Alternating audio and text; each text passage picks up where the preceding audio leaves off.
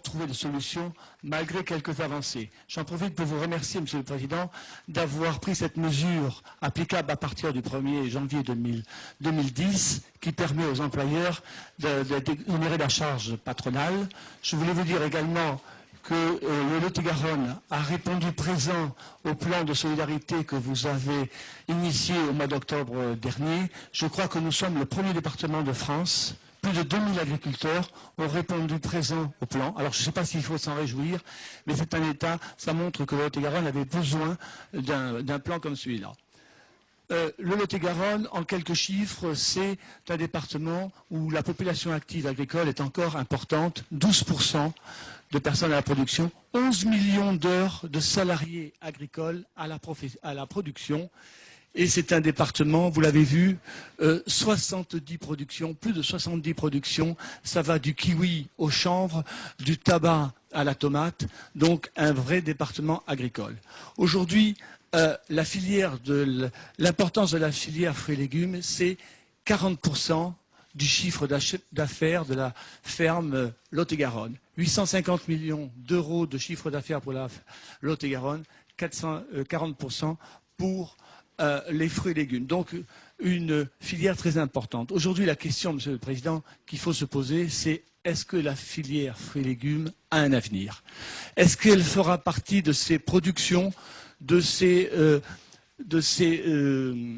activités qui ont perdu petit à petit, qui se sont perdues, je pense à l'industrie de la chaussure, de la sidérurgie dans le département, de la pêche, de la poire, qui ont progressivement disparu. Nous, personnellement, nous croyons à cette filière. Nous croyons aux fruits et légumes. Nous sommes un département qui a un climat particulièrement adapté pour cette production. Donc aujourd'hui, je vais lister simplement 3 grands obstacles que la filière représente et ensuite mes collègues vont, si vous le permettez, les développer. 1. La compétitivité. Compétitivité sur les charges de main-d'œuvre bien sûr, mais aussi d'énergie, ce qu'on appelle les intrants. Nous ne faisons pas la course à équilibrée par rapport à nos autres pays, même amis comme l'Allemagne, comme l'Espagne, comme le Portugal. Les coûts de main-d'œuvre dans ces pays-là sont quelquefois jusqu'à 2 fois moins chers qu'en France. Ce n'est pas acceptable, nous sommes dans l'Europe. L'énergie, de la même manière, il y a des grandes différences. Ensuite, nous avons également un problème avec la réglementation. Nous ne sommes pas contre la réglementation, mais aujourd'hui, la réglementation est beaucoup trop compliquée. Nous n'en pouvons plus de nous mettre aux normes en permanence avec des coûts très importants, alors que nos principaux voisins n'ont pas les mêmes charges que nous. Cette réglementation va jusqu'à l'irrigation. On vous l'a expliqué, l'irrigation, c'est quelque chose d'important. Aujourd'hui, pour créer un lac, c'est presque aussi difficile que pour créer une centrale nucléaire. Dernier point, Monsieur le Président, c'est la grande distribution. La grande distribution, c'est 40% c'est 70% de la vente de nos produits. Nous ne pouvons pas avoir les rapports que nous avons aujourd'hui avec la grande distribution. Il nous faut autant tout à l'heure nous étions en surplus de réglementation, autant là il nous faudrait une réglementation. Les producteurs ont besoin de voir clair sur la réglementation. Dernier point, si on règle ces points, eh bien on arrivera à solutionner l'épineux problème de la renouvellement des générations à l'agriculture. Aujourd'hui, il y a de moins en moins d'agriculteurs, ça a été dit tout à l'heure. Voilà, Monsieur le Président, simplement pour résumer, nous voulons et nous souhaitons que le fruit et légumes soit à la portée de tous les citoyens français et ne soit pas un produit de luxe. Merci. Monsieur le Président, si j'ai décidé de m'investir dans toutes les questions agricoles, c'est parce que j'ai bien conscience qu'on est à un tournant, pas simplement pour les producteurs de fruits et légumes, les producteurs de lait, les éleveurs, où que je tourne mon regard, même les céréaliers, je vois une agriculture en crise. Ça fait trop longtemps qu'on gère les crises successives dans l'agriculture et sur les fruits et légumes. Depuis que je fais de la politique, j'entends parler d'une crise. Pardon, hein, je veux blesser personne, mais quand c'est pas la pomme, c'est la tomate, quand c'est pas la tomate, c'est le kiwi, mais la crise est en vérité structurelle et les réponses qui ont été données sont des réponses conjoncturelles. La meilleure preuve, c'est que bien souvent, pour que vous restiez dans les fermes et sur les exploitations, on vous a distribué des subventions qu'on est condamné à rembourser pour la suite. C'est vrai ou c'est pas vrai? Bon.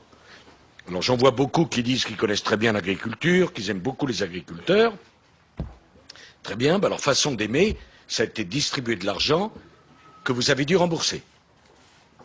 Et ça n'a résolu aucun problème. Aucun. Pire, ça a donné le sentiment aux paysans que leur métier n'avait pas d'avenir, qu'on n'y croyait pas, qu'on était obligé de les mettre sous perfusion permanente. Hein, c'est quand même ça. Qu'est-ce que nous avons décidé de faire avec Bruno Le Maire?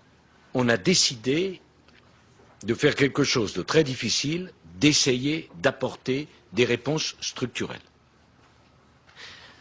Ça veut dire que cela passe par des remises en cause, Monsieur le Président. Et je parle sous le contrôle d'Angélique, que je connais bien, ou de Monsieur Dupont, avec qui nous travaillons souvent ensemble. Les réponses structurelles, c'est bien sûr d'abord la question de la compétitivité, qui est centrale. À part les noisettes, toutes les productions qui sont sur cette table sont caractérisées par le fait que les 2/3 du coût de production, c'est de la main-d'œuvre. Enfin, les 2/3 ou les 3/4, enfin, peu importe. L'essentiel, c'est de la main-d'œuvre. Le coût horaire était en 2009 de 11 euros. De 11 euros. Nous avons pris la décision vraiment historique de supprimer pour les exploitants agricoles la totalité des cotisations patronales pour les saisonniers. La totalité, on ne peut pas aller plus loin. C'est 450 millions d'euros. Mais Monsieur le Président, je préfère mettre 450 millions d'euros dans le budget de Bruno Le Maire pour décharger complètement vos saisonniers, plutôt que pour verser des subventions que vous serez obligés de rembourser dans 10 ans. Alors avec ça, vous êtes à 9,29 €. Je sais que vous êtes encore plus haut que les Allemands qui emploient un certain nombre de travailleurs des pays de l'Est. Je suis tout à fait d'accord qu'on continue à travailler là-dessus. Mais c'est quand même, en un an, 20% du coût horaire qu'on a baissé. Ça, c'est une réponse structurelle. Elle est structurelle. Je suis prêt à ce qu'on aille plus loin, mais vraiment, ça, c'est une décision de compétitivité pour l'agriculture. Et j'avais dit, notamment après les régionales, que j'allais m'investir dans le dossier pour aider le ministre à obtenir les mesures dont il a besoin. Il y en a une autre qui est structurelle.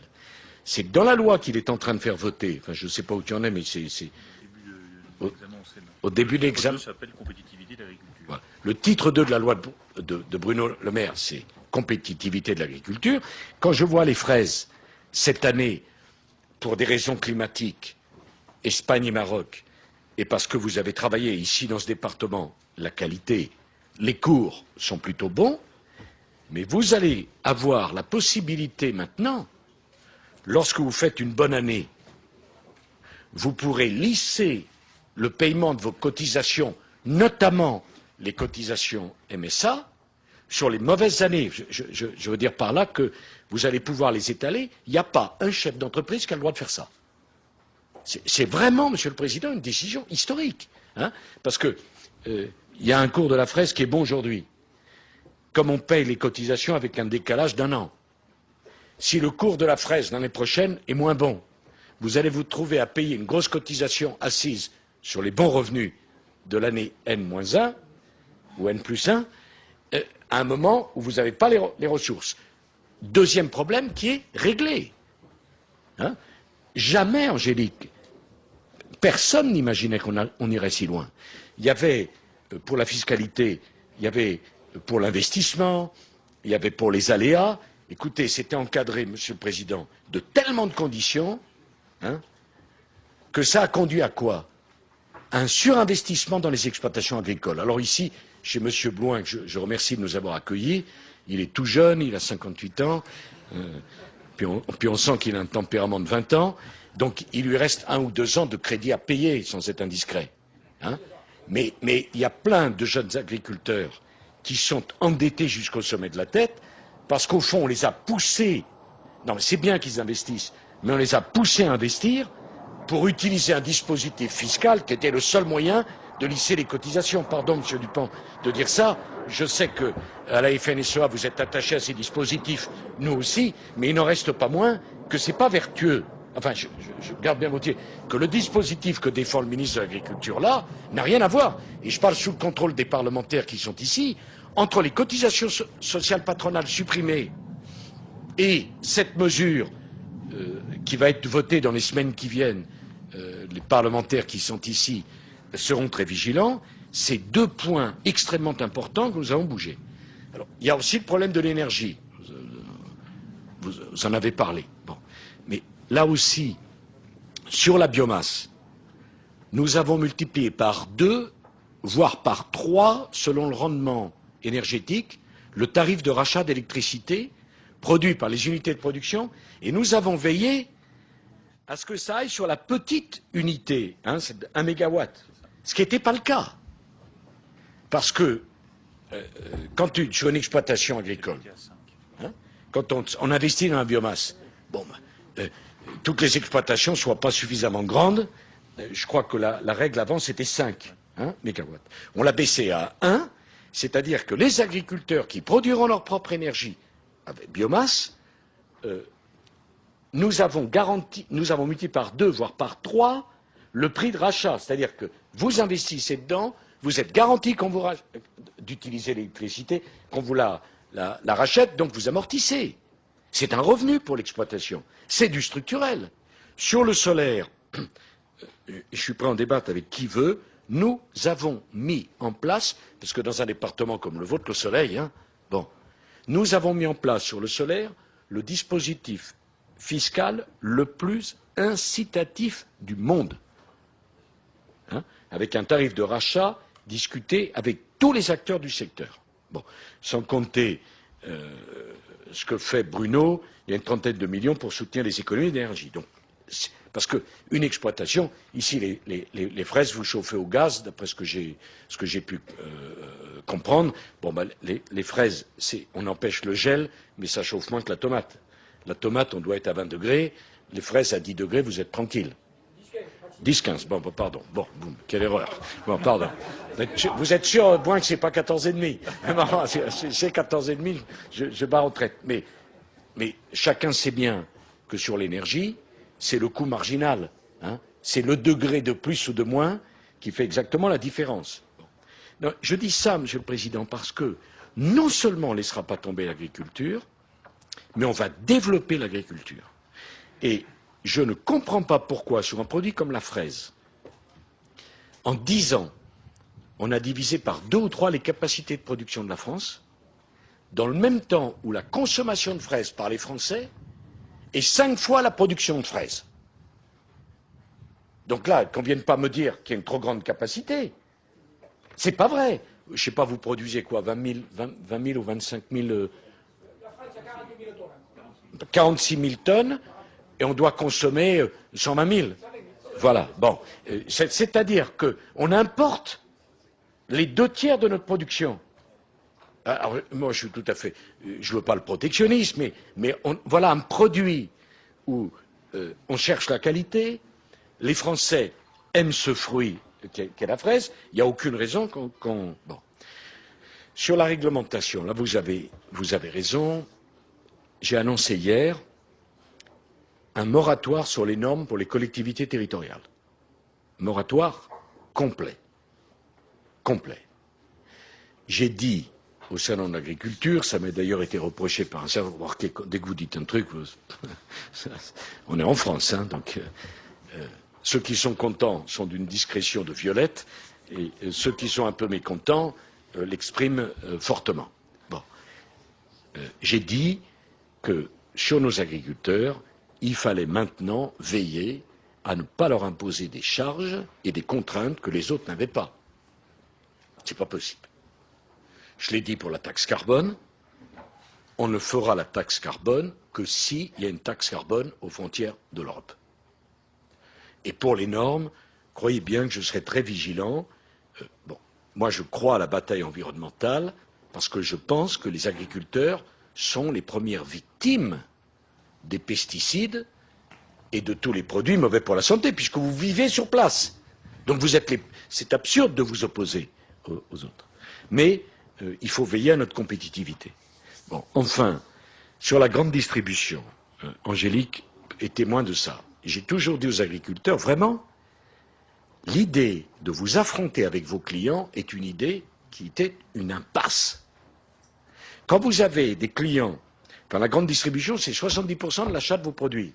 Allez démonter les magasins, c'est démonter les 2 tiers de vos clients.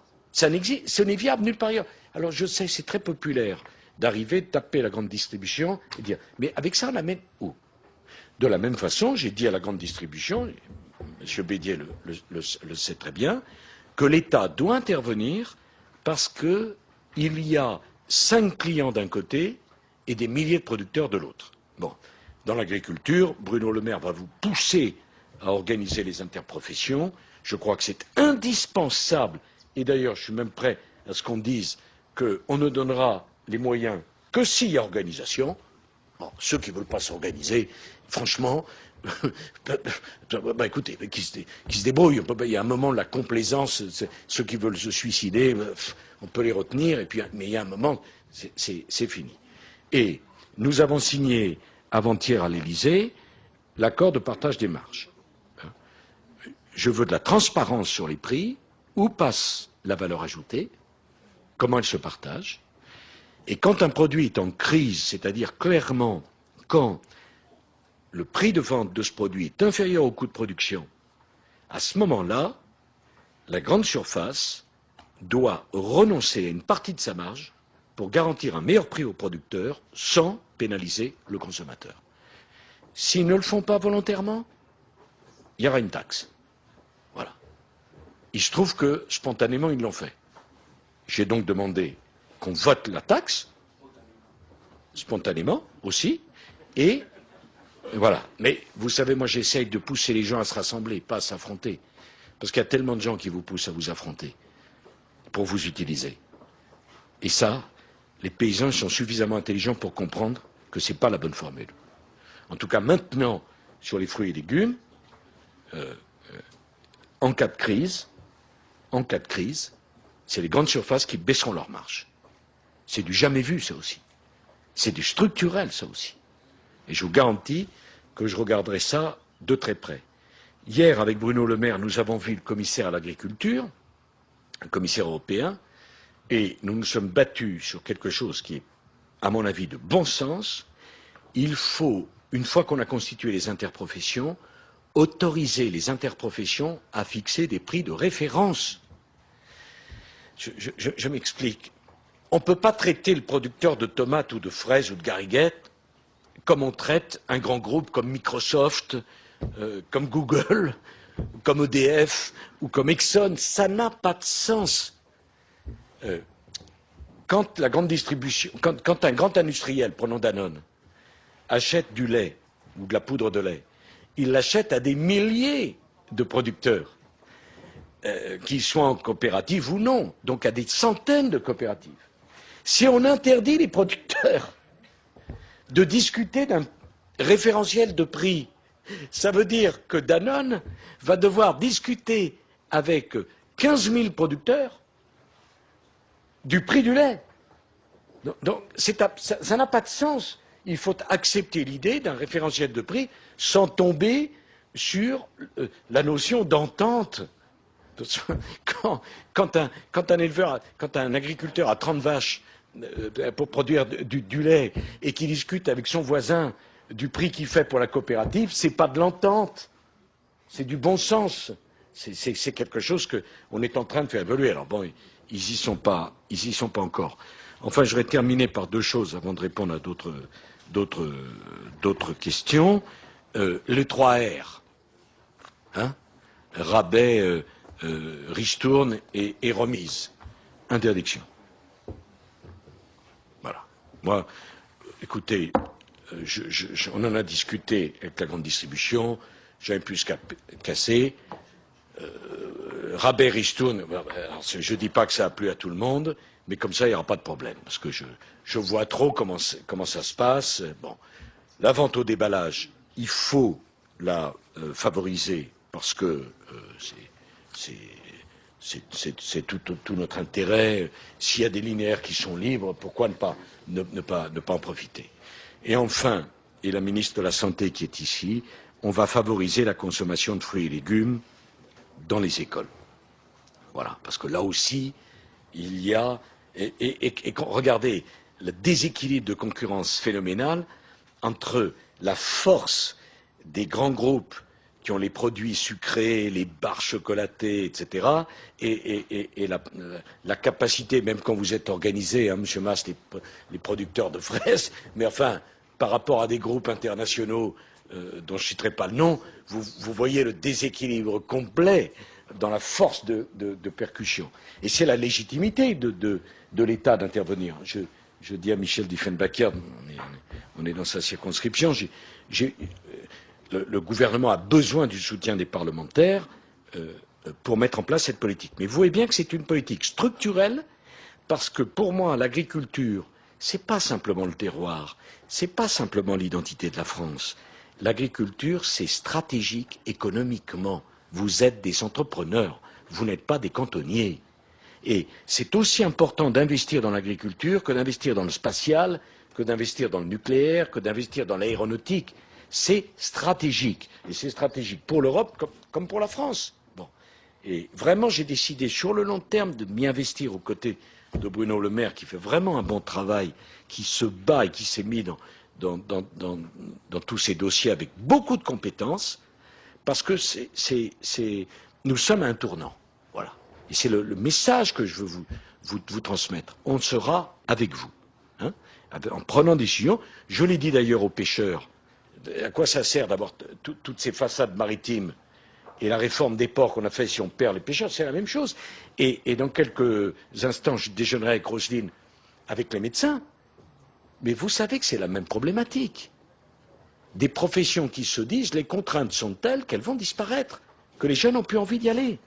Hein, donc c'est un problème de chef de l'État de s'investir dans des professions, sur les problèmes de profession qui s'interrogent sur leur devenir. Vous comprenez ce qui est en cause là-dedans? Voilà. Bon, j'ai fait mon petit truc, mais parce que ça me faisait plaisir, et ça évitera... enfin, comme ça, posez-moi d'autres questions. Hein? Oui, Monsieur le Président, j'ai été chargé par mes confrères de traiter et de rapporter le sujet sur le renforcement de la compétitivité, de notre compétitivité. Vous êtes ici en Lot-et-Garonne, merci d'y être venu. Un département agricole avec une population agricole qui a un taux double de celui de l'Aquitaine et au quadruple de celui de la France. C'est un modèle qui nous est cher, un modèle foisonnant avec beaucoup de production, beaucoup de diversité et qui n'empêche pas une certaine efficience économique.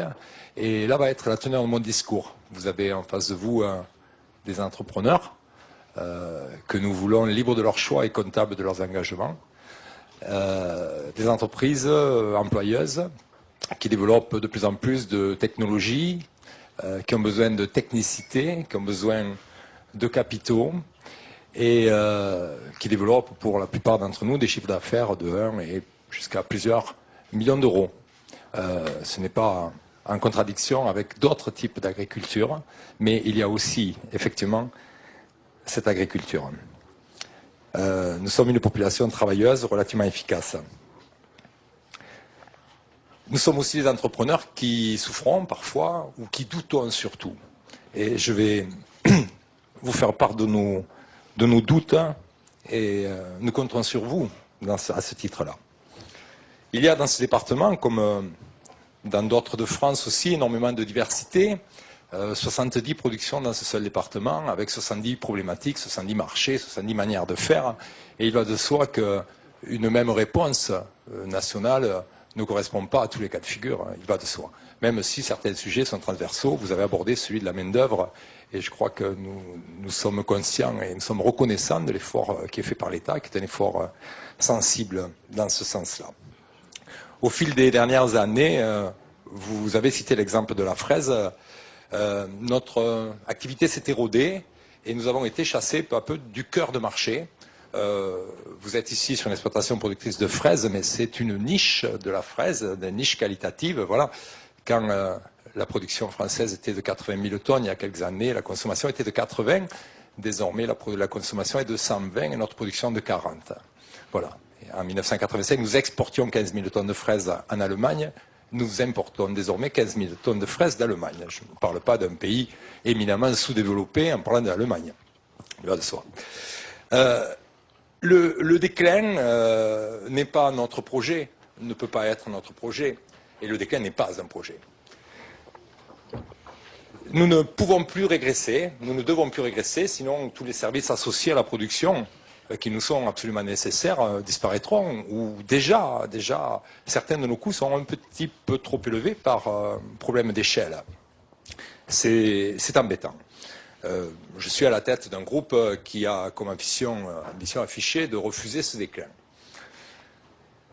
Vos récentes annonces, vous venez d'en expliquer la teneur tout à l'heure, et votre implication personnelle dans ce dossier agricole, et le dossier qui concerne nos relations avec nos clients, est pour nous un signe d'espoir très important. Je crois que le contexte sociétal, nous vivons dans cette société, avec ses différentes anxiétés, et aussi le devoir que nous avons tous de proposer une alimentation saine, goûteuse et à des prix abordables à nos concitoyens, ce sont des éléments favorables et je crois que nous avons une opportunité de haut vol à saisir là et j'ai envie de vous proposer, Monsieur le Président, une sorte de New Deal. Comme vous l'avez dit, pendant des années, je crois qu'on a traité l'agriculture de manière un petit peu marginale et ce métier est un métier ambitieux, les agriculteurs sont déjà ambitieux, nous avons besoin d'ambition et nous avons envie de relever ce challenge. Néanmoins, pour gagner la bataille de la compétitivité, parce que j'ai souvent entendu M. Bédier parler de nos problèmes de compétitivité, il a raison, des freins doivent être levés, une partie nous incombe, une autre incombe, je crois, aux législateurs et à la fonction essentielle que vous assumez. Bien sûr, la main-d'œuvre, je ne vais pas insister énormément, vous l'avez largement abordé. Une chose quand même, nos entreprises sont de plus en plus techniques et technologiques et nous avons besoin de gens impliqués et de gens compétents et notre masse salariale ne se résume pas à des travailleurs occasionnels et nous continuons à être relativement chargés sur nos emplois permanents. Voilà. Il n'est pas dans notre projet de vouloir diminuer les salaires simplement d'avoir un coût acceptable. Vivre en France coûte et l'argent que nous donnons à nos salariés n'est pas de l'argent volé par eux, bien entendu. Mon ami d'Agadir paye 20 heures et demie de travail avec le coût d'une heure moyenne sur mon exploitation agricole. Et il a accès au même marché. Si tant est, j'ai fait un calcul qui est forcément approximatif, s'il existait une entreprise, elle est virtuelle forcément, en Espagne, qui fasse la même chose que moi, qui vende au même client que moi, compte tenu de ses coûts d'approche, il aurait un avantage d'1 250 000 et d'1 550 000 s'il était au Maroc, c'est-à-dire 28% du coût de revient. Mon produit, la main-d'œuvre n'étant pas la seule charge, il y a aussi des charges fiscales, et des quantités de charges normatives qui font que. Mais aussi, ne résumons pas le problème de la main-d'œuvre à celui de son coût. Nous avons un véritable problème de qualité. Mon ami d'Agadir n'est que 10% moins efficace que moi, avec sur chaque heure de main-d'œuvre. La qualité, la disponibilité du personnel sont tout à fait essentielles. Nous avons une véritable carence en ce qui concerne nos encadrements. Nos écoles agricoles aujourd'hui forment des gens qui aspirent à travailler dans le tertiaire. Ils ne reviennent plus dans nos métiers. Nous avons une véritable carence de compétences alors que la technologie, la technicité de nos métiers ne cesse d'augmenter. Nous avons aussi un problème avec nos repreneurs. Même quand nous gagnons de l'argent, et parfois nous gagnons de l'argent, nous avons certaines entreprises, des entreprises qui sont saines, nous ne trouvons plus de repreneurs. Nous avons besoin d'investir des sommes importantes et j'en appelle à vous, à Monsieur le ministre de l'Agriculture, pour que certaines ingénieries financières qui sont appliquées dans le domaine de l'industrie notamment, nous soient accessibles. Nous investissons aussi des millions d'euros fréquemment et nous sommes plutôt régis par un régime agricole qui me semble plus fait pour les éleveurs du Massif central que pour nous-mêmes. Je suis à la tête d'une société qui a vocation à faire de l'ingénierie financière pour acquérir notamment ces abris. Philippe a dû en profiter. Et nous ne recevons aucun fonds public. Nous ne demandons même pas des aides, simplement des avances et pouvoir jouer avec les règles de la finance d'aujourd'hui, profiter des effets de levier. L'énergie est un frein qu'il faut lever aussi. Vous en avez parlé, Monsieur le Président. Effectivement, vous savez, par des règles fiscales essentiellement, la volonté de l'État néerlandais, particulièrement les Hollandais, ont pu en 5 années rénover 50% du parc de leurs serres et avoir un outil parfaitement performant. Alors que nous avons un peu souffert là-dessus et pris un certain retard. Je vais faire très vite. Mais non. Aussi, je vais faire très vite. Un sujet encore. Oh, on m'avait dit 8 minutes, je ne pense pas les avoir dépassées. Si ?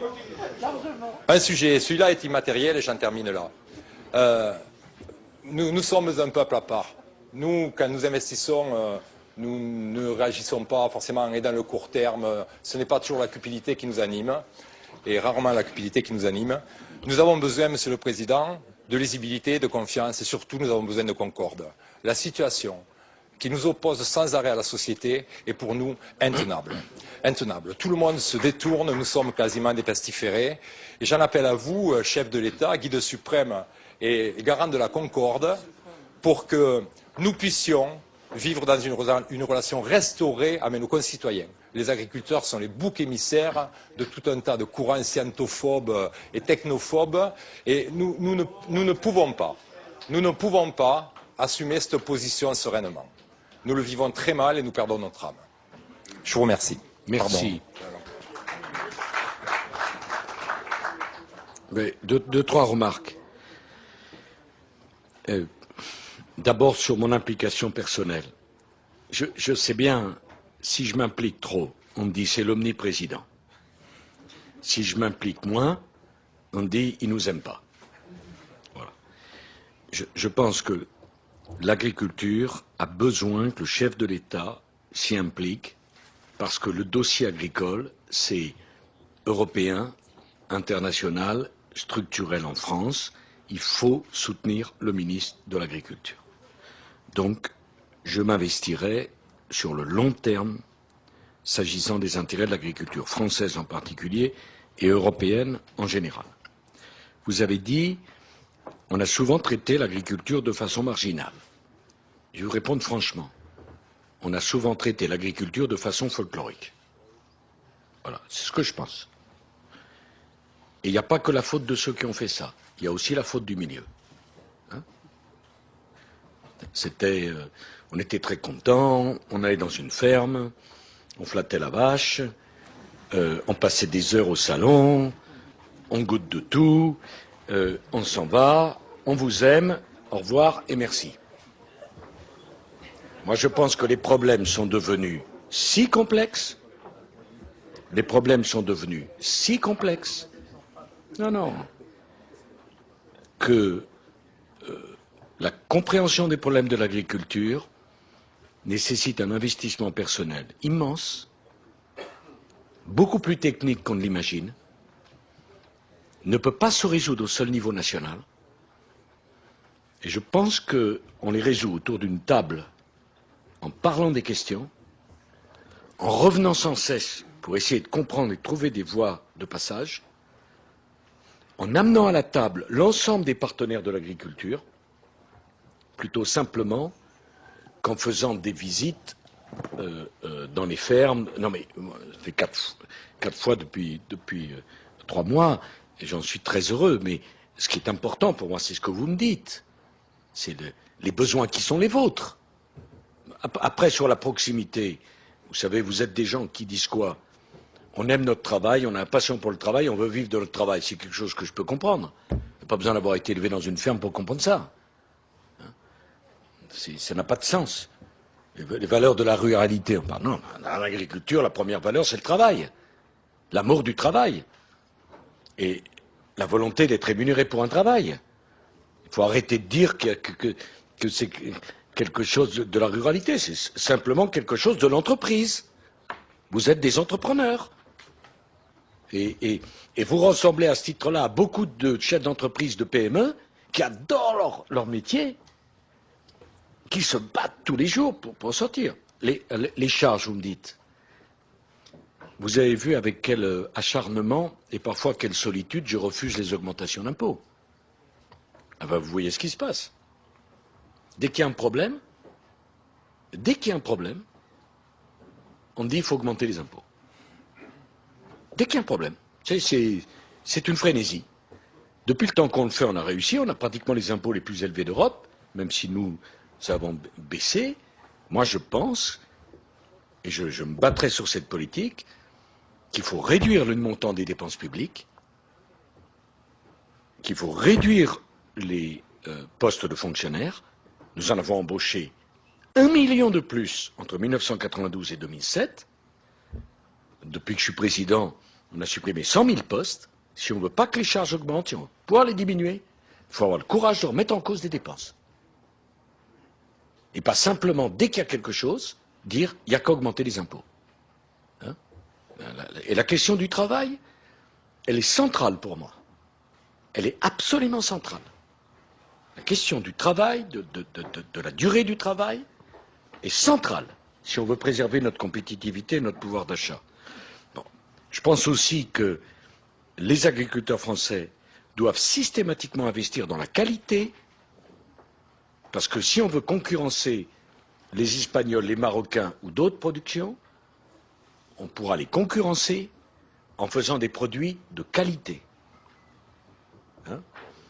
D'ailleurs, dans le grand emprunt, et c'est un signe pour l'agriculture, on a prévu des crédits pour le ministère de Bruno Le Maire pour augmenter la recherche dans l'agriculture. Car je crois absolument à cette stratégie. Hein.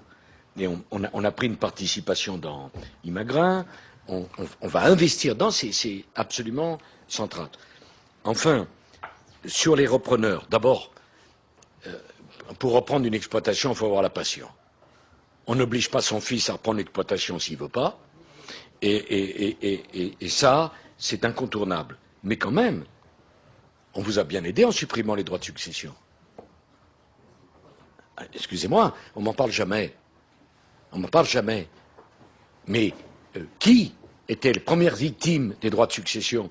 Les agriculteurs solvables par les biens qu'ils possédaient et pas liquides par la trésorerie qu'ils n'avaient pas. Donc c'est aussi en pensant à vous.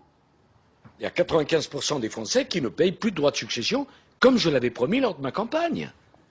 Et ça doit aider. Alors, je pense également, Bruno, qu'il faut qu'on s'intéresse à quelque chose, c'est le dispositif ISF.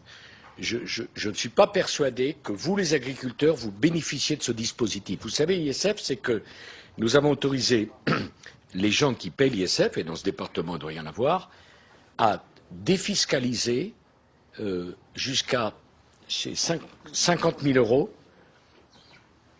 Au lieu de payer leur ISF à l'État, ils peuvent l'investir dans une entreprise, dans un commerce. Et je pense que la finance ne connaît pas beaucoup l'agriculture, et donc ils ont orienté beaucoup de ces flux vers d'autres secteurs que les vôtres, et moi je suis tout à fait prêt à aider le ministre de l'Agriculture pour qu'on puisse utiliser, vous comprenez, hein, monsieur Ruchot, car à ce moment-là, c'est de l'argent frais, de l'argent de proximité qui viendrait s'investir dans vos entreprises. Hein. Je suis tout à fait prêt à voir ça. Il y a quand même sur l'ISF 1 milliard d'euros de recettes ISF qui sont repartis dans le tissu économique. Mais je ne pense pas assez dans les PME, pas assez dans les artisans, pas assez dans les commerçants, pas assez dans les exploitations agricoles. Il y a là quelque chose qu'on pourrait faire, me semble-t-il, de manière très puissante. Oui, monsieur. Ça marche? Monsieur le Président, bonjour. D'abord, vous remercier de vous préoccuper de notre filière, la fraise en particulier, les fruits et légumes en général. Je crois que c'est effectivement, ça a été dit, je me permets de le redire. Vous remercier, vous et Monsieur le Ministre, d'être présent ici aujourd'hui. Ça revêt une importance toute particulière pour nous, non pas que l'on veuille opposer les différentes filières, mais c'est vrai que dans les médias, on entend plus souvent parler de lait, de viande, de céréales que de fruits et légumes. Et pourtant, je crois que vous l'avez bien compris, nos entreprises sont de vraies entreprises et représentent une vraie économie, avec à leur tête, effectivement, de vrais chefs d'entreprise. Je vais essayer d'être assez bref et parler d'un point assez précis. Nous avions rencontré au printemps, c'était au mois de mars, Madame la Ministre qui était venue dans notre département. Alors, ce n'est pas forcément un très bon souvenir, je m'en excuse, Madame Bachelot, dans le cadre. Mais vous étiez intéressé effectivement à la problématique des fruits et légumes. Et nous avions abordé à cette occasion-là, effectivement, la problématique de la TVA sociale. Alors, effectivement, la main-d'œuvre est un élément important. Ce n'est pas le seul, mais c'est un élément important de nos coûts de production. Et il nous avait semblé opportun, effectivement, de peut-être mener une expérimentation. Alors, je sais que c'est très compliqué, mais c'est la proposition que nous avions faite sur le secteur des fruits et légumes, de manière à voir, effectivement, quel impact, et nous pensons que ça aurait, effectivement, un impact positif. Je voulais avoir votre opinion là-dessus. Merci. Monsieur Mas, je veux vous répondre de la façon la plus franche. D'abord, tout à l'heure, M. Ruchot dit on ne supporte plus d'être désigné comme les boucs émissaires. Je ne suis pas sûr que si on expliquait aux Français que pour garantir un prix aux producteurs, on va augmenter le prix du consommateur, on soit tout à fait dans la ligne que souhaitait M. Ruchot tout à l'heure. Hein, je ne dis pas que c'est ce que vous voulez, M. Bass, mais si nous décidions d'un coup de dire pour garantir le prix producteur, on augmente le prix consommateur, vous voyez les polémiques dans lesquelles je mettrais à ce moment-là l'agriculture française. Bon, donc je ne le ferai pas de manière générale. Premier point. Deuxième point, je suis tout à fait prêt à des expérimentations, dans certains cas de figure, même si je voudrais voir comment fonctionne le système des marges. Parce que si on peut l'avoir par la restriction des marges dans la grande distribution, je ne vois pas pourquoi on va pénaliser le consommateur. Troisième remarque, M. Mas. La difficulté très grande, outre ce premier argument, est la suivante. Une fois que vous taxez le prix à la consommation, comment vous le redistribuez aux producteurs? Parce que, à ma connaissance, en ayant bien travaillé le dossier, c'est pour l'instant totalement contraire aux règles européennes. Vous voyez? C'est-à-dire, la fraise est en crise, par exemple, hein, prenons l'exemple. On dit, bon, allez, on crée une taxe 3 centimes, bon. Et ces 3 centimes, on les redonne aux producteurs. C'est pas possible, en l'état actuel des choses. Alors, vous pourriez me dire, quatrième remarque, mais c'est pourtant ce que vous avez fait sur le poisson. C'est exact. Dans la crise, qui était la crise de 2008, nous avons autorisé une taxe sur le prix du poisson, mais cette taxe, elle est redonnée à l'interprofession qui s'en sert pour restructurer la filière, sortir les bateaux qui ne sont pas aux normes, les remplacer par des bateaux qui consomment moins de fioul. Bon. Et on est à peu près passé dans ce système-là.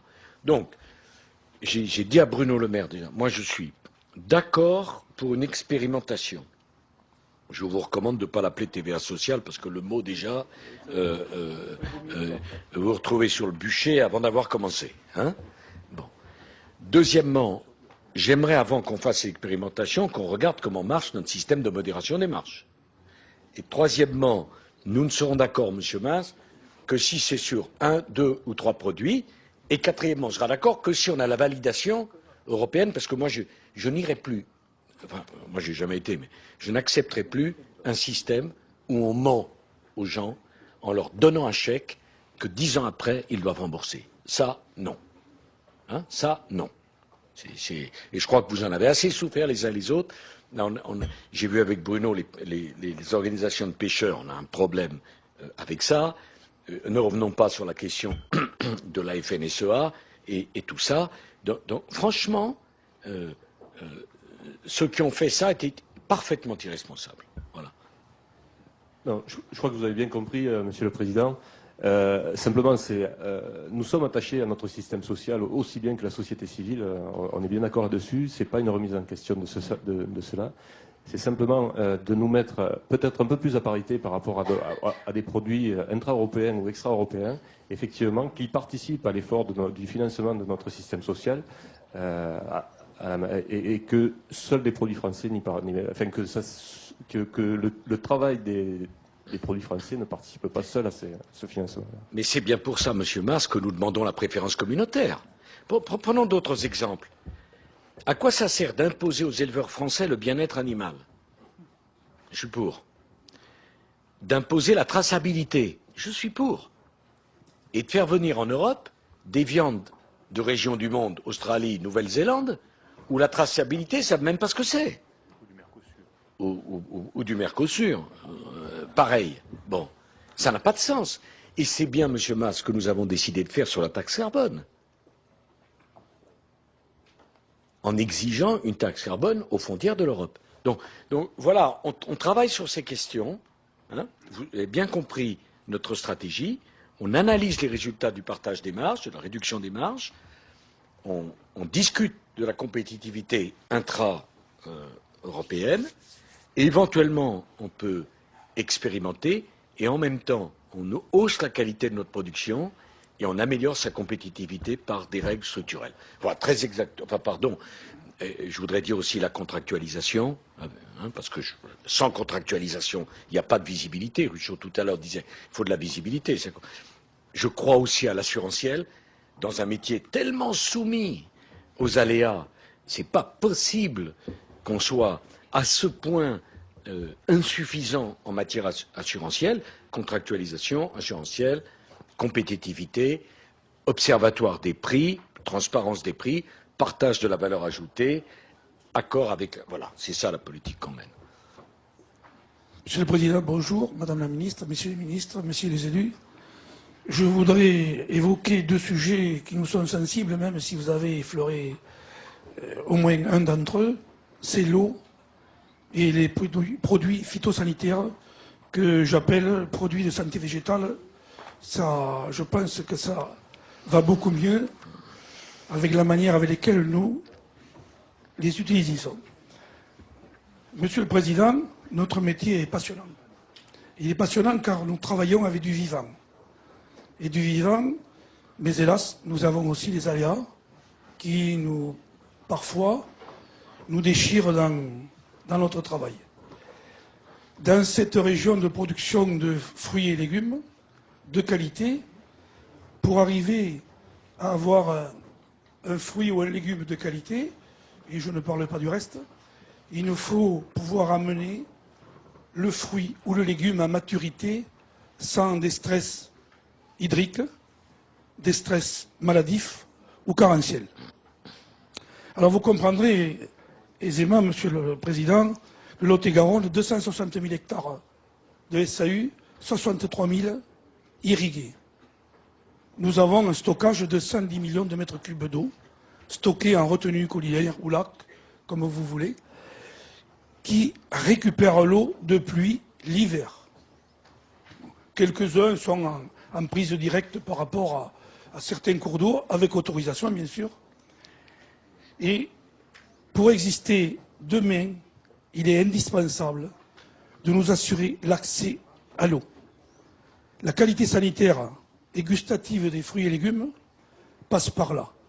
Il nous faut apporter ce qu'il faut quand il faut pour compenser les aléas du temps, pour répondre aux exigences de qualité de la grande surface et du consommateur aussi, parce qu'il faut que tout le monde soit dans le coup. Actuellement, les exigences européennes, et je dirais nationales, avec la loi sur l'eau, entre autres, les agences nous sortent des textes ou des arrêtés qui sont parfois difficiles à comprendre, et j'irai jusqu'à dire que nos administrations, malgré du bon sens, n'arrivent pas toujours à décrypter ces textes. Alors imaginons que nous, agriculteurs de base, ce n'est pas toujours évident, malgré qu'on puisse faire de gros efforts. Et j'en appelle à vous un petit peu par rapport à l'eau, parce qu'il faut arriver à faire comprendre que nous ne sommes pas des consommateurs d'eau à tout va. Nous régulons la consommation d'eau. Nous irriguons maintenant avec des sondes électroniques. Nous faisons de gros efforts pour économiser l'eau. Alors, il faut nous laisser un petit peu le temps que toute l'agriculture s'organise et non pas nous mettre ce poids sur le dos. Il faut vous dire aussi, Monsieur le Président, que lorsque un agriculteur, jeune ou moins jeune, veut créer une nouvelle retenue, c'est le parcours du combattant multiplié par 10. Au-delà de ça, il y a des études qui, d'un coût exorbitant, et en fin de compte, on n'est pas sûr d'avoir l'autorisation de créer ce lac. Je reconnais qu'il faut faire des efforts de part et d'autre, mais quand même, il faut essayer de comprendre l'agriculture. Si vous voulez manger tous de bons produits, il faut ce qu'il faut quand il faut. Alors le deuxième point, au niveau des phytosanitaires, la santé végétale des plantes, que je préfère, Madame la Ministre, Monsieur le Président, je ne veux pas vous excuser, je m'adresse à vous, parce que les agriculteurs en général ont fait des gros efforts là-dessus. En 10 ans, on a diminué de plus de 50%. On ne met pas un produit de santé végétale pour le plaisir de mettre un produit. Vous-même, quand vous avez une carence de santé, vous allez chez le docteur, Madame la Ministre. Et je crois que les plantes, quand elles ont besoin d'être soignées, qu'elles ont un problème, on se doit de sauver la récolte. Et là, j'en fais appel à vous. Nous sommes prêts à évoluer encore, mais il faut demander à la recherche, avant de dire on supprime, que la recherche nous propose en échange telle ou telle molécule. Actuellement, parti comme c'est parti, Monsieur le Président, Madame la Ministre, Monsieur le Ministre de l'Agriculture aussi, j'oublie personne, nous avons à voir, oui, on s'est déjà rencontrés, on va avoir des cultures orphelines qui vont disparaître, on va avoir des secteurs de notre région qui vont disparaître, qui vont devenir désertiques à cause de l'eau, si on nous la supprime, et des phytos. Et yes, alors, on a compris. Excusez-moi, un point que je vais soulever par rapport au décalage de la législation française et de la législation espagnole. Nous sommes en Europe, Monsieur le Président, Messieurs les ministres, il faut arrêter vite, très vite, le passage, ou je ne dirais pas de l'importation, puisqu'ils sont en Europe, de produits phytosanitaires qu'on a supprimés en France depuis des années, alors qu'en Espagne, ils les emploient toujours, ils nous envoient des fruits et légumes traités avec ces phytos, et certains même passent en France, que se servent certains agriculteurs, et je dirais qu'ils prennent de gros risques. Monsieur le Président, j'attends de vous des réponses, Messieurs les ministres, et surtout de l'efficacité dans le proche avenir. Merci. Merci. Enfin, ce qu'il appelle de l'efficacité, c'est des résultats tout de suite, quoi. Bon, moi, je souhaite la création de nouvelles retenues collinaires. Donc ça, c'est clair. C'est un engagement que nous assumons avec Bruno Le Maire. Je ne remets pas du tout en cause la loi sur l'eau, si mon souvenir est exact, qui est de 2006, qui a créé les organismes uniques. Je demande simplement un peu de pragmatisme. Voilà.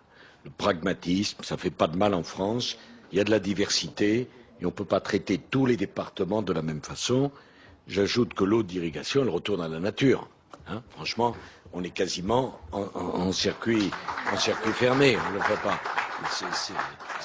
C'est d'ailleurs, depuis la création de l'humanité, le niveau d'eau sur la planète, et il n'y a pas perdu une goutte. Bon, donc, sur le phytosanitaire, j'ai dit ce que je pensais des normes. Jean-Louis Borloo, et je l'en remercie, parce qu'il travaille vraiment très bien avec le ministre de l'Agriculture. Il n'est pas du tout dans une démarche clanique, mais une démarche beaucoup plus ouverte. Et je suis persuadé qu'on va trouver un bon accord. Là aussi, c'est un peu le problème de notre pays. On passe toujours d'un excès à l'autre. Hein. Écoutez, je disais dans l'avion en venant avec le ministre, c'est très amusant. Il y a 6 mois ou 7 mois, le grand débat, c'était le plan de soutien à la relance de la France était trop faible. Et je voyais tout un tas d'éminences à la télévision venant dire c'est trop faible, c'est trop faible, c'est trop faible. Bon, et maintenant les mêmes viennent à la télévision, ils ont toujours la même étiquette expert, en disant il faut la rigueur, la rigueur, la rigueur. Bon, je ne comprends pas. Il y a 8 mois, on ne dépensait pas assez d'argent. Aujourd'hui, on ne fait pas assez d'économies. Alors, vous savez, entre les excès des uns et les excès des autres, moi je crois à une politique, celle de la responsabilité, celle de la raison, celle de l'équilibre, celle du sang-froid. On ne passe pas d'un excès à un autre. On garde une ligne, et la ligne, c'est celle que j'ai définie devant vous. Et on n'en bougera pas. Voilà. Hein. Et moi, je n'ai pas l'intention de céder à toutes les pulsions, de toutes les modes, au moment où ça embrase pendant 3 jours le système, et qu'il faut répondre tout de suite, changer tout de suite, décider tout. Non, non. Vous êtes des gens qui travaillent sur le long terme, et vous avez besoin d'une lisibilité et d'une stratégie en la matière. Voilà. Et ça, c'est une stratégie, je dirais, économique. Hein. Et on va l'installer dans la durée. Le pays a besoin de calme, de durée, de lisibilité. Pas qu'on change dès qu'il y a un accident, toute la fiscalité, tous les raisonnements. On n'en peut plus de ce manège permanent. Et vous devez savoir. Alors après, vous déciderez ce que vous en pensez. Mais vous devrez savoir très exactement, ne serait-ce, monsieur, pour avoir des résultats, il faut un petit peu d'investissement dans la durée. Voilà, c'est ça. Et ce sont des engagements que je prends devant vous, notamment sur les retenues collinaires, dans un département comme le vôtre. C'est tout notre intérêt. Et j'ai survolé un peu votre département, qui est absolument magnifique. Dire s'il y a bien un endroit où on n'a pas des leçons à donner en matière de protection de l'environnement, enfin franchement, si tous les départements étaient protégés dans l'environnement comme vous avez protégé, ça fait envie, hein. Franchement, ça fait envie, je vous le dis. Non. Je ne comparerai pas avec d'autres départements, mais enfin, non, parce que dans ma situation, j'ai pas non plus intérêt à me fâcher avec trop de monde. Mais non, mais c'est vrai, c'est absolument magnifique. On voit d'ailleurs que le tourisme, et notamment le tourisme vert, n'existe pas s'il n'y a pas une activité de production. Voilà, c'est quelque chose qu'il faut bien comprendre. C'est quand on nous dit il faut faire du tourisme vert, il n'y aura pas de tourisme vert s'il n'y a plus de producteurs. C'est quelque chose qui est absolument consubstantiel. Hein, voilà. Monsieur le Président, on a la chance d'être au milieu d'un champ de maïs, mais vous savez que du maïs, on arrive au foie gras. Et pour avoir du foie gras de qualité, il faut un maïs irrigué, oui. Une culture qui est décriée. Je ferme la parenthèse. Pour que vos amis puissent prendre la parole, comme je vais partir, il faut que vous leur redonniez le micro. Hein. Monsieur le Président, donc charge à moi de vous parler de la problématique de la mise en marché et de la distribution, notamment au vu de la transparence dans la fixation des prix. Donc vous m'excuserez, mais je ne suis pas habitué à ce genre d'exercice, donc j'ai pris des notes et je vais être obligé de lire. Nous vous remercions, Monsieur le Président, d'avoir la volonté de provoquer le dialogue au sein de la filière des fruits et légumes, ayant pour but une meilleure rémunération des producteurs. L'avenir de notre métier passe incontestablement par notre capacité à mettre en place des relations de partenaires avec la grande distribution. Vous l'avez dit tout à l'heure, et je crois que c'est tout à fait ça. Nous avons amélioré la qualité de nos produits tout en réduisant nos coûts de revient. Malgré cela, nous vendons trop souvent à perte. Certains agriculteurs ont décidé de pratiquer la vente directe aux consommateurs. C'est un marché en développement, mais qui ne peut satisfaire qu'une partie de la profession. 70% de la production, pour reprendre ce qui a déjà été dit, est commercialisée en grande surface. Mais je crois que nous avons aussi, nous, des arguments pour pouvoir négocier avec la grande distribution. Le consommateur est en train de changer et se rapproche de plus en plus de la production et se sent rassuré quand il discute avec la production. Donc je crois que la grande distribution a tout intérêt d'être en partenariat aussi avec les producteurs. Alors sur la transparence de la fixation des prix, j'ai essayé de vous donner un exemple parce que je sais que vous aimez bien les chiffres. Moi je suis producteur de salade, je suis spécialisé sur la salade, donc ça va changer de la fraise. Cette semaine, un pied de salade est payé 33 centimes au producteur, au sein de la structure que je dirige, les Jardins du Sud-Ouest. En même temps, on a pu relever des prix en rayon à Bordeaux qui vont de 70 centimes à 90 centimes la pièce. Donc c'est sûr que si on en reste là, on se dit, oh là là, c'est multiplié par 3, il y a quelque chose qui ne va pas. Puisqu'on parle de transparence, il faut aussi qu'on aille au bout des choses. Le produit payé 33 centimes au producteur dans notre structure en ressort à 40 centimes. C'est une organisation de producteurs, il y a des salariés, il y a la préparation de commandes, donc 40 centimes le produit à la sortie. Pour l'amener à Bordeaux, il y a 5 centimes de transport. Donc déjà, la salade arrive à 45 centimes à la centrale d'achat de la grande distribution. Donc après, je ne sais pas les marges que prennent les centrales d'achat et le magasin qui met un rayon, mais on est déjà à 45 centimes. On peut penser que quand on trouve le produit à 70 centimes en rayon, c'est quelque chose de correct. Quand on le trouve à 90 centimes, il y a peut-être quelques abus. Tout ça pour dire que je crois que ce n'est pas toute la grande distribution qui essaye d'étouffer la production, mais qu'il peut y avoir des écarts. Comme il peut y avoir des écarts au niveau des producteurs, il peut y avoir des écarts au niveau de la grande distribution. Un dernier chiffre, 1 centime de plus par pied de salade me rapporterait 200 000 € de plus par an sur mon exploitation. Qu'est-ce qu'un centime sur un pied de salade? Il ne faut pas remettre en cause le système des centrales d'achat ou des organisations de producteurs. Elles ont un coût et permettent de commercialiser des volumes importants de fruits et légumes. Et c'est certainement grâce à ces outils que nous pourrons mieux organiser la filière. Vous l'avez dit aussi tout à l'heure. Alors comment arriver à mettre en place des règles qui éviteraient les abus et qui satisferaient les producteurs? L'accord de modération des marges de distribution me semble complexe, compliqué à mettre en place et difficile à contrôler. Il nous faut des règles simples, faciles d'application et lisibles par tous. J'ai toujours pensé que le coefficient multiplicateur pouvait être la meilleure formule pour le producteur. En effet, plus le produit est acheté cher, plus le magasin fera de marge, mais malheureusement, et ça aussi vous l'avez dit tout à l'heure, cela ne fera pas baisser le prix au niveau du rayon, donc le consommateur sera pénalisé.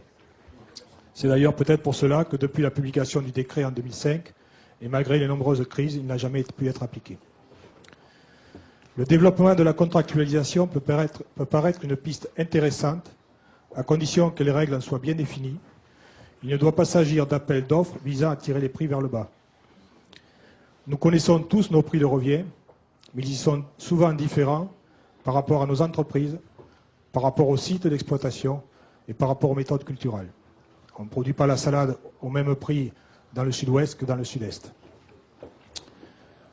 Si la profession était capable de définir des coûts de revient pour chaque production, il serait ensuite assez simple de contractualiser sur ces bases de prix et cela permettrait d'éviter des baisses et des hausses trop importantes en rayon qui peuvent casser le marché et déstabiliser le consommateur. Je vous remercie, Monsieur le Président. Bon, monsieur, dans la contractualisation, il n'y a pas que la question du prix. Il y a également la question des quantités et de la qualité. Après tout, c'est quand même pas anormal que les producteurs s'enquièrent auprès de leurs clients de ce dont ils ont besoin. Ben oui, c'est quand même le consommateur en bout de course qu'il assurera la réussite ou non d'une production. Moi, je suis pour la contractualisation, pas simplement pour une question de prix. Quelle quantité ont besoin vos clients et quelle qualité ont besoin? Ah, vous me dites 1 centime, qu'est-ce que ça veut dire? Ok, on est dans un monde ouvert. Moi, Monsieur Jadot, je ne vous promets pas de vivre dans un monde fermé. Alors, si vous voulez être compétitif, on ne peut pas non plus considérer que le prix, ça compte pas du tout. On vit dans un monde où il y a des travailleurs dans d'autres pays, il y a des paysans dans d'autres pays, et ils se battent eux aussi. Et comme l'a dit tout à l'heure M. Ruchot, la qualité, ça monte aussi chez eux. Donc ne considérons pas que le prix, c'est une simple variable d'ajustement dont on ne doit pas tenir compte. Hein? J'ai eu l'occasion d'ailleurs de le dire, la grande distribution, c'est pas moi qui en ai fait le succès, hein, c'est les Français. C'est peut-être vos familles même. C'est peut-être même vos familles. Peut-être même que vos femmes quand elles vont faire leurs courses, peut-être même. Bon, donc attention là-dessus. Hein. Non, parce que nous vivons dans une société, c'est très bien ainsi, où l'indépendance des femmes passe par l'activité professionnelle et personne ne veut pour sa fille qu'elle n'ait pas une bonne formation, un bon métier, etc. Donc il n'y a plus le temps, comme il y avait pour nos parents, nos grands-parents. On peut le regretter, Monsieur Jadas, mais c'est un fait. C'est les Français qui ont choisi ça. Ce n'est pas un choix politique, comme je l'entends dire. C'est les Français qui ont fait ce choix-là. Donc la contractualisation, c'est très important sur les trois critères, qualité, quantité, prix. Deuxièmement, la vente à perte. À ceux à la commission de Bruxelles qui me disent « Ah non, le prix de référence, on ne l'accepte pas », je suis désolé. Vous interdisez la vente à perte. Pour savoir qu'on vend à perte, on doit donc savoir le coût de production. Et il y a bien un prix de référence. Enfin, comment peut-on déterminer une vente à perte si on ignore le prix? Ça n'a pas de sens. Ça n'a absolument aucun sens. Enfin, on a pris une décision avec Bruno Le Maire très importante, effective, je crois que c'est le 1er septembre 2010, l'Observatoire des prix. L'Observatoire des prix, M. Jadas, couvrira à partir du 1er septembre 2010 la totalité des produits, l'ensemble des produits agricoles, ce qui n'était pas le cas. L'ensemble des produits agricoles. Et nous veillerons avec Bruno donner les moyens à l'Observatoire des prix. Moi, je crois à la transparence. Je crois qu'il faut en sortir.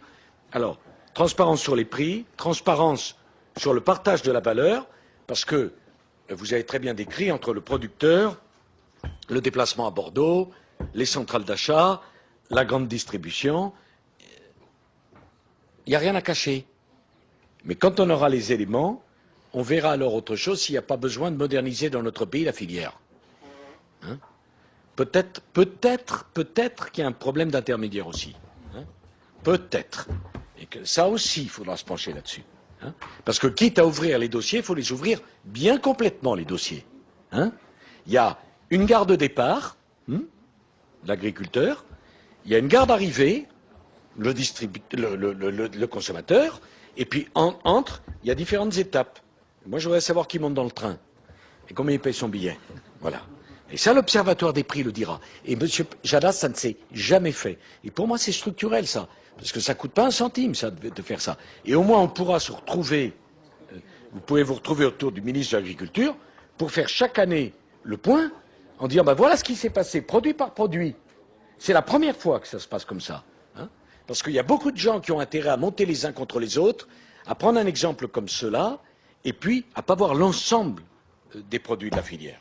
Donc, moi, j'estime que là, on a une réponse structurelle au problème. Peut-être un dernier intervenant, parce qu'après, j'ai les médecins qui m'attendent aussi. Hein. Moi, je vous propose de continuer juste sur les paramètres de marché, en essayant en quelques mots de finalement définir quelle serait la relation commerciale idéale. Donc, par rapport à ça, hein, donc le premier point qui nous paraît important, c'est déjà effectivement une relation ou un client qui donne un accès privilégié à la production française. Donc oui, nous demandons à ce qu'on réfléchisse ensemble à la valorisation de l'origine France dans nos rayons. Ça, c'est un point sur lequel... c'est ce qu'on a prévu, c'est ce que nous avons décidé avec Bruno, excusez-moi. Le produit en France sera systématique quand il y a 50% du produit qui est fait en France. Et j'ai dit à nos partenaires européens, c'est pas du tout protectionniste. Si vous avez envie de dire c'est produit en Lettonie, dites-le. Mais nous voulons la transparence pour le consommateur. Donc ça sera maintenant systématique. Produit en France. D'accord. Donc ça, c'est un premier point qui nous paraît effectivement fondamental. Dès que nous avons accès réellement au rayon, globalement, nos problèmes de mise en marché sont résolus pour une grosse partie des fruits et légumes. Bien sûr. Le deuxième point, effectivement, c'est une relation commerciale qui donne de la visibilité sur une gestion de saison. Donc quand on parle de contrat, oui, mais c'est pas qu'un contrat de volume, c'est un début de saison, une fin de saison. Comment on anticipe les situations difficiles, comment on fait de la prévention de crise, comment on sort des crises. Donc là-dessus, bien sûr que le dispositif doit être sûrement renforcé encore, mais on doit se retrouver sur ces problématiques-là avec l'ensemble de nos clients. Un troisième point aussi, et là je traduis sûrement la perception d'un certain nombre de producteurs qui ont l'impression d'avoir fait beaucoup d'efforts quand on a sorti le produit d'une unité de production, d'une serre, d'une parcelle, et parfois on est très déçu quand on voit la qualité de ce produit dans un rayon. Ça n'encourage pas la consommation de nos fruits et légumes. Donc il y a de tout là, effectivement, sur ce registre-là. Nous devons sûrement encore mieux travailler la mise en valeur, la mise en scène de nos produits frais dans les rayons pour qu'ils restent attractifs. Un quatrième point concerne évidemment la politique de prix juste pour un consommateur, puisqu'effectivement on voit aussi des freins à l'achat parce que c'est trop cher ou parce que ça varie beaucoup. Donc travaillons aussi sur des phénomènes sûrement de linéarité, de linéarisation dans les prix amenés aux consommateurs. Et pour le producteur aussi, bien sûr, rien de plus insupportable qu'effectivement de voir un produit qui est en crise, qui est valorisé 20 centimes et qui se retrouve à 1,50 € au détail. Enfin, c'est incompréhensible et ça effectivement monte en épingle la tension avec l'ensemble des producteurs. Donc le prix juste pour l'ensemble de ces parties-là. Un autre point aussi, et qu'on a aussi besoin de partager avec nos clients sur l'ensemble des circuits, c'est la prise de conscience que si on ne change rien, il n'y aura plus de paysans. Il n'y aura plus de paysans, il n'y aura plus de maraîchers. Et le jour où il n'y a plus de maraîchers, tout va être plus cher, moins bon. Et globalement, ça sera beaucoup moins exaltant dans les assiettes, quoi, hein. Et ça, pour certaines filières, on y est déjà. Donc prenons conscience de ça et abordons sereinement ça aussi dans la discussion avec nos clients. Si je suis là, c'est parce qu'on a bien pris conscience de ça quand même. Hein. J'entends bien. Oui. Mais c'est voilà, comment vous pouvez nous aider justement à ce que ces problématiques-là aillent jusqu'au bout de la discussion et se traduisent par des faits dans l'engagement. Alors ensuite... Attendez. Ou alors ce que j'ai dit ne sert à rien. Comme vous avez fait. Les cotisations sociales patronales qui sortent. Le partage de la valeur ajoutée sur la réduction des marges. La possibilité de déduire les cotisations MSA. Mais l'étiquetage systématique fabriqué en France. Non, bon, allez. Enfin, oui, mais... mais quoi Mais quoi? Non, mais... Enfin, allons au bout de tout ça, quoi, tout simplement, mais mettons-le en pratique. Donc oui, par rapport à ça, bien sûr que la notion de marge avant, on en a parlé, la notion de marge arrière est aussi importante. Nos marges sont effectivement faibles quand elles existent. Donc effectivement, même si on dit dans les fruits et légumes 2-3%, c'est pas aussi élevé que d'autres secteurs, ces 2-3% on en a besoin. Donc là aussi, d'ailleurs les engagements, enfin certains engagements ont été pris. Donc allons là aussi au bout de tout ça. Monsieur le Président, juste peut-être pour clôturer, parce que je sais que le temps vous presse, vous dire la reconnaissance des producteurs de légumes, et j'associerai forcément les producteurs de fruits, vous dire qu'on est satisfait de l'écoute que les équipes de Bruno Le Maire ou d'Hervé Novelli et vos services ont des propositions que nous faisons. Nous continuerons à en faire parce que nous sommes qu'au début d'une nouvelle ère dont vous avez lancé un coup d'envoi lundi dernier. J'espère que la confiance que vous avez appelée de vos souhaits, nous allons y travailler avec la distribution. Je prends cet engagement et ça nécessite pour nous, professionnels, d'expliquer, et c'est notre responsabilité, d'expliquer sur le terrain où nous devons aller, même si ça ne fait pas toujours plaisir, même si ce n'est pas forcément facile à comprendre ou à expliquer. Nous le ferons parce que nous sommes aujourd'hui convaincus que nous entrons dans une nouvelle ère pour les producteurs de fruits et légumes. Merci. Parce qu'il faut que j'y aille. Oui, les provoque pas. Non, juste un mot, Monsieur le Président. Je ne voudrais pas qu'il y ait un déséquilibre trop significatif dans les temps de parole. Et donc je voulais juste dire que nous étions heureux que les bœufs soient avant la charrue, c'est-à-dire qu'on parte du problème de la compétitivité, que nous nous sentons profondément des partenaires du monde agricole, que d'ailleurs il n'y a pas une crise où nous n'ayons pas répondu présent, y compris d'ailleurs en sacrifiant nos marges sous des formes variées, par des ventes au déballage, des promotions, etc. Et nous continuerons à le faire. Philippe. Monsieur le Président, moi les premières garillettes arrivent fin février, début mars. Nous sommes au Salon de l'Agriculture, je vous invite et vous serez bien accueillis par nous. Merci à tous. Merci.